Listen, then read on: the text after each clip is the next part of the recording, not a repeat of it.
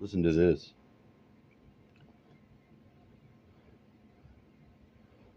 Method or the iron law, it's just not science. Communists are some of the worst people for this, in that they structure their ideology so that there is literally no structure that allows people to disprove it, which is the core of science, but then they claim to be totally scientific as an aesthetic.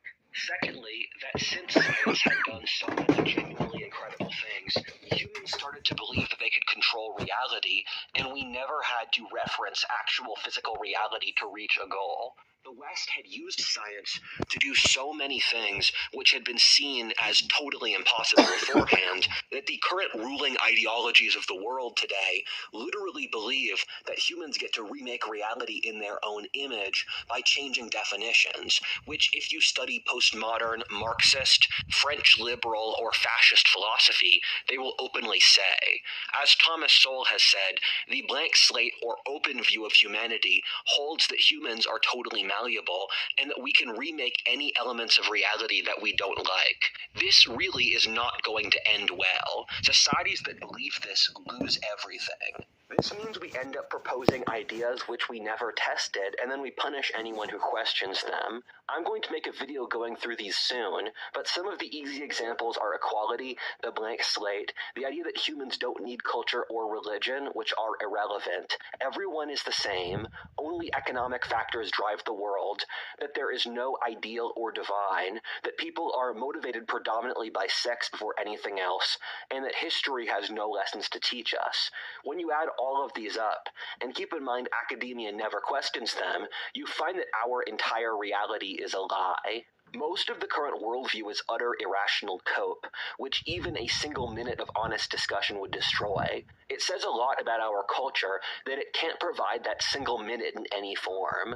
For example, the idea that humans don't need culture or politeness, that everyone is a totally rational individual, that everyone has the same abilities, or we should never judge others for their actions.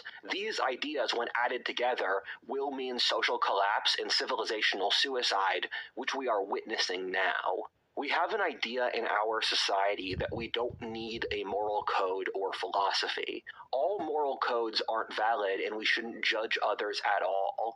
This is what the postmodernists who run society say they believe, but they are actually doing a sleight of hand deception in which they actually hold the moral code of relativity above others. The issue here is that this kills itself, since if you can't make moral value judgments, then the idea that you can't make value judgments is itself irrelevant.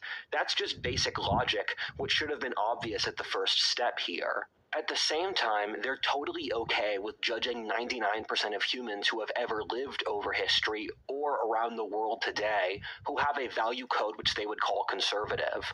Well, it's funny, they tend to only really be okay with Marxism and its descendant philosophies. They utterly persecute anyone who disagrees, especially inside their own ranks, which shows them to be utter hypocrites. This creates enormous psychological tension inside the managerial leftist elite, since their subconscious is constantly butting up against the contradictions of their own worldview, where they use cognitive dissonance to avoid that. However, this is super useful for them as a movement. Through sacrificing their individual mental health, they displace the tension that they feel internally into destroying all the other ideologies who disagree with them and create said cognitive dissonance. In the last year, my favorite musician moved from Buddhist Mongol metal band Nine Treasures to the anonymous Gen Z Japanese singer Ado. I like how she makes music about hating the managerial regime, Gen Z getting fucked over, the depersonalization of modernity and mysticism.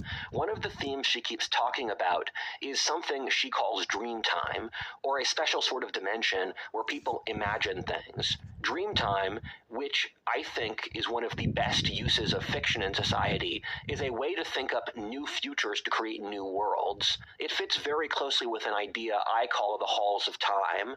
The halls of time are sort of imaginary symbolic place where ideas exist before they get manifested in material reality.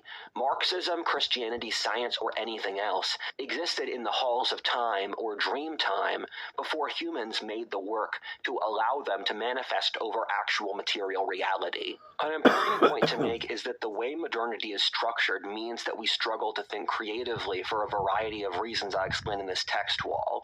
This has meant that our technological and cultural innovation has collapsed precipitously in the last centuries. What's happened since is that we've cut off all access to dream time or the halls of time. What functional religions do is that they create a framework that allows us to imagine things even apart from those religions, where thinkers like Dante, the founders of modern science, liberalism, and so many other ideas pulled from the Christian framework. If our civilization is to survive, we will need to reconnect to the imaginative realm to dream up new ideas to fix our issues.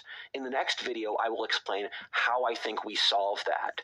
With all of these points out of the way, let's get started with these two mythologies. Number 1, science fiction. Now, with me, it's been difficult to understand this other side. This one that is so hostile to religion, hostile to anything that it doesn't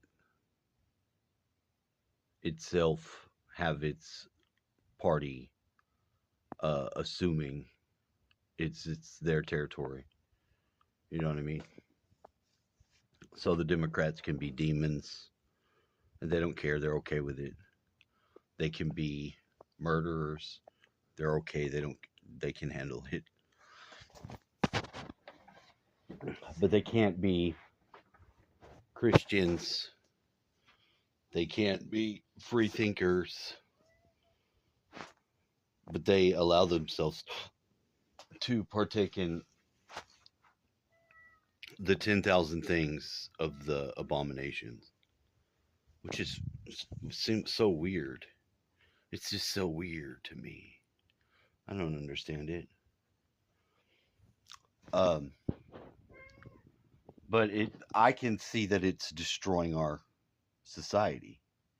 It is. Like they said, they can't give you a minute of time to have the discussion to break down that illusion that the mind lives in.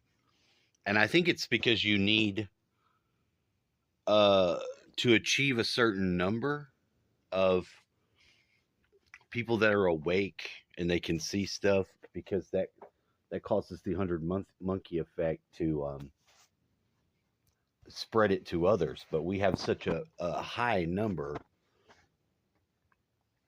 of people that are in the mind virus version, the negative path. That is the negative path. You're in the negative path. Democrat Party supporter. I've never met one of you that can fucking make the case for why that's not true. None of you that have ever wanted to make the case to even try to make the case. Fucking damn, dude. Seriously, not one. And I know a prominent one. So I could ask him, but I know that it would have to be that question cannot exist. That audit cannot occur. You can't ask them that. And I ask you, I mean, do you see what you shunt onto the other person? You can't call me a right winger then. You can't call me far right. You can't call me anything. The knocking from middle that occurs can only occur with me. But I have to find this middle for myself. What is middle and balanced, which allows me to see that.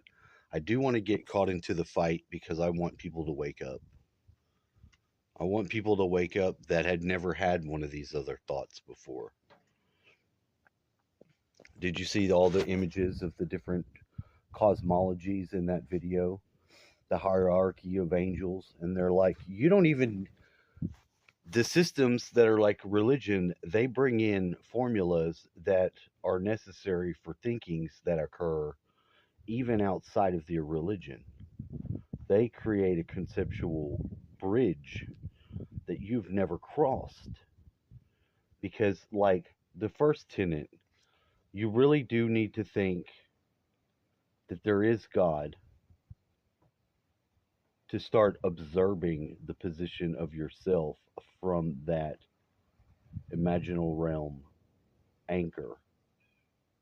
It could be God. I don't believe any longer that that anchor is external at all. But upon the initial imagining that occurred when I was a youth, I think that was necessary too, because it wouldn't have to be like that if we were not in the world that we are. So I can't be like, oh, I was brainwashed. I'm more like, let me unbrainwash myself from seeing what's going on there. Because if I come into the world and I'm pure with the awareness of the other side,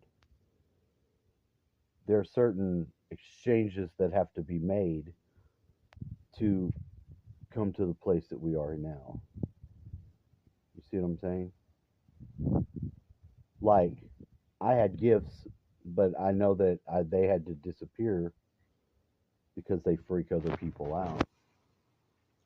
I guess freedom, true freedom, really does freak out everyone to some degree, especially in this world. It's got to.